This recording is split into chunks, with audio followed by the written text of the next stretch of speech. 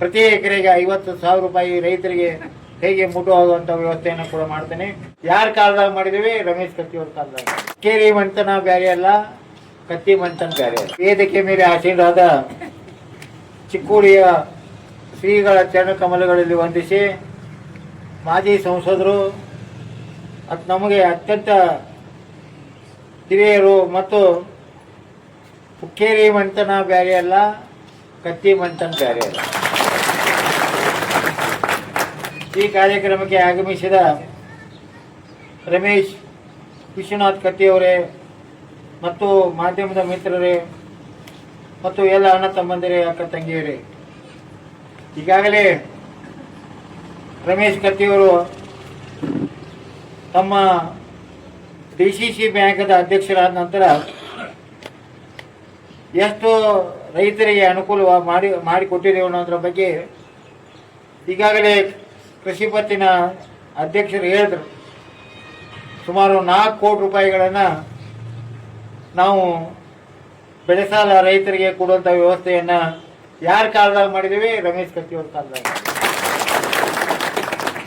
ಯಾಕಂದ್ರೆ ನಾವು ನೆನೆಸ್ಬೇಕು, ಯಾರ ಅಧಿಕಾರದಾಗ ಇರ್ತಾರೋ ಅವರು ಜನರಿಗೆ ಅನುಕೂಲ ಮಾಡಿಕೊಡುವಂಥ ವ್ಯವಸ್ಥೆಯನ್ನು ಮಾಡಬೇಕು. ಆ ಪ್ರಕಾರ ಇವತ್ತು ರಮೇಶ್ ಕತ್ತಿಯವರು DCC ಬ್ಯಾಂಕ್ ಅಧ್ಯಕ್ಷರಾದ ಮೇಲೆ ಎಲ್ಲ ಪ್ರಾಥಮಿಕ ಕೃಷಿ ಪತ್ತಿನ ಸಹಕಾರಿ ಸಂಘಗಳಿಗೆ ಸಾಕಷ್ಟು ಕೃಷಿ ಸಾಲವನ್ನು ಕೊಡುವಂಥ ಒಂದು ಪ್ರಾಮಾಣಿಕ ವ್ಯವಸ್ಥೆಯನ್ನು ಮಾಡಿದ್ದಾರೆ ಅಂತ ಹೇಳೋದಕ್ಕೆ ಬಹಳ ಸಂತೋಷ ಆಗ್ತಿದ್ದಂತೆ ಈ ಸಂದರ್ಭದಲ್ಲಿ ಹೇಳ್ತಾ ಇದ್ದೇನೆ. ಒಂದು ಮಾತು ನಾವು ಮಾನ್ಯ ಮುಖ್ಯಮಂತ್ರಿ ಹೇಳಿದ್ದೀನಿ, ಸರ್ ನೀವು ಕೃಷಿ ಪತ್ತಿನ ಸಹಕಾರಿ ಸಂಘಗಳಿಗೆ ಪ್ರತಿ ಎಕರೆಗೆ 50 ಲಕ್ಷ ರೂಪಾಯಿ ಕೊಡುವಂಥ ಒಂದು 50,000 ರೂಪಾಯಿ ಪ್ರತಿ ಎಕರೆಗೆ 50,000 ರೂಪಾಯಿ ಕೊಡ್ಬೇಕಂತ ನಾವು ಕೇಳ್ಕೊಂಡಿದ್ವಿ.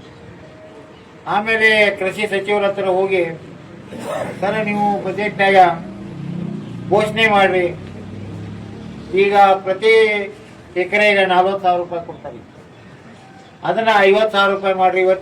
ಇವತ್ತಿನ ಪರಿಸ್ಥಿತಿಯಾಗ ಕೃಷಿ ರೈತರಿಗೆ ಸಾಲದ ಅವಶ್ಯಕತೆ ಐತೆ ಅಂತ ಹೇಳಿದಾಗ ಮುಖ್ಯಮಂತ್ರಿಗಳು ಹೇಳಿದರು, ಬಜೆಟ್ನಾಗ ಘೋಷಣೆ ಮಾಡೋಕ್ಕಿಂತ ಒಂದು ಪ್ರಸ್ತಾವನೆ ಕೊಡಪ್ಪ, ನಾವು ಮಾಡಿಕೊಡ್ತೇವೆ ಅಂತ ಹೇಳಿದ್ದಾರೆ ಅವರು.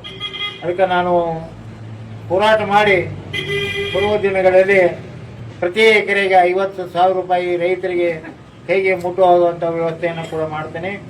ಮತ್ತೊಂದು ಮಾತು ಹೇಳಿದೆ, ಬಂದ ಮ್ಯಾಗ ನಿಮ್ಮ ಸಂಕೇಶ್ವರದಿಂದ ಕಡಕ್ಲಾಡ್ ತನಕ ಒಂದು ಬಸ್ ಪ್ರಾರಂಭ ಮಾಡಿರ್ತೇವೆ. ಹಲವಾರು ವರ್ಷಗಳಿಂದ ಆ ಬಸ್ಸು ನಡೀತಾ ಇತ್ತು. ಆದರೆ ಕಳೆದ 4-5 ವರ್ಷದಲ್ಲಿ ಆ ಬಸ್ಸನ್ನು ಬಂದ್ ಮಾಡಿದರು. ಯಾಕಂದ್ರೆ ನಾವು ಇವತ್ತು ಅವ್ರು ಹೇಳಿದ ನಂಗೆ ತಲೆಯಾಗ ಬಂತು, ಕಡಕಲಾಟ ಯಾರು ಊರಪ್ಪ ಅಂದ್ರೆ ರಮೇಶ್ ಕತ್ತಿ ಅವರು. ಇದು ಮಾಡಾಕಬೇಕಲ್ಲ, ಯಾಕಂದ್ರೆ ಖಡಕ್ಲಾಟ ಊರು ತಾಯಿ ಊರ, ರಮೇಶ್ ಕತ್ತಿ ಅವರು ಉಮೇಶ್ ಕತ್ತಿ ಅವ್ರ ಊರ ತಾಯಿ ಊರ ಖಡಕ್ಲಾಟ. ಆ ಒಂದು ತಲೆ ವಿಚಾರ ಇಟ್ಕೊಂಡ ತಕ್ಷಣ ನಾಳೆ ಅಥವಾ ನಾಡ್ದ ಆ ಬಸ್ಸನ್ನ ಪ್ರಾರಂಭ ಮಾಡ್ತೇನೆ. ಈ ಸಂದರ್ಭದಲ್ಲಿ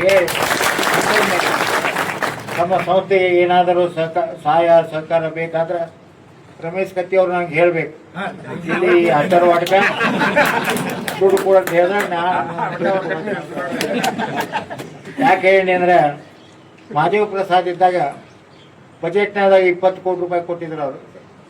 ಈ ಕೃಷಿ ಪತ್ತಿನ ಸಹಕಾರಿ ಸಂಘಗಳಿಗೆ ಕಟ್ಟಡ ಕಟ್ಟಲಿಕ್ಕೆ 20 ಕೋಟಿ ರೂಪಾಯಿ ಕೊಟ್ಟಿದ್ರು. ಅದ್ರ ಮ್ಯಾಗ ಒಂದು ದುಡ್ಡು ಕೊಟ್ಟಿದ್ದ.